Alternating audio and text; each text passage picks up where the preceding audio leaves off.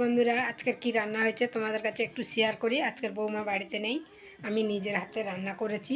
তো দেখতে থাকো, একটু ভিডিওটা তোমাদেরকে একটু শেয়ার করি। আর সবাই যারা ভিডিও আমার দেখছো, গানের মধ্যে যে শর্ট ভিডিওগুলো দিচ্ছি, একটু মানে শেয়ার করে পাশে থেকো।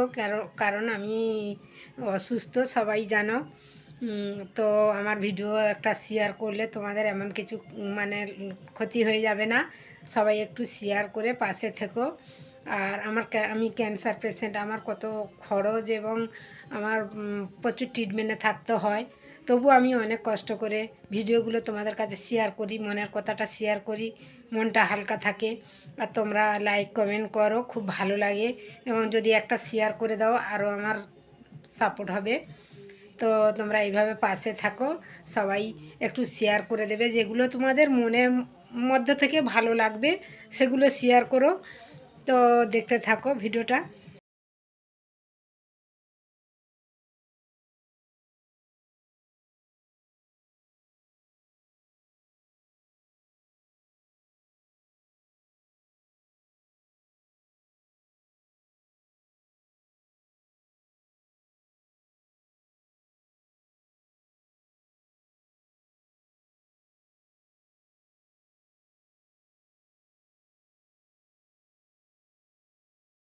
ওল সিদ্ধ করে পোনা মাছ দিয়ে জিরে বাটা দিয়ে ঝোল করেছি, কিন্তু খেতে খুব ভালো লাগে, স্বাদ লাগে।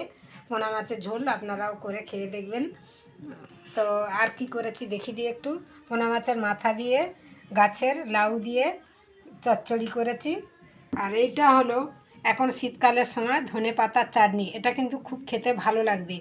ধনে পাতার চাটনিতে কী দিয়েছি আমি, আমাদের গাছের বড় মানে গন্ধরাজ লেবু আর চিনি, কাঁচা লঙ্কা আর ধনে পাতাটা ভালো করে পেস্ট করে সব এক জায়গায় মিক্সড করে নিয়েছি।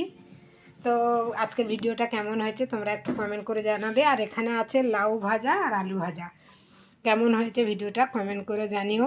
সবাই ভালো থেকো, পাশে থেকো, সুস্থ থেকো।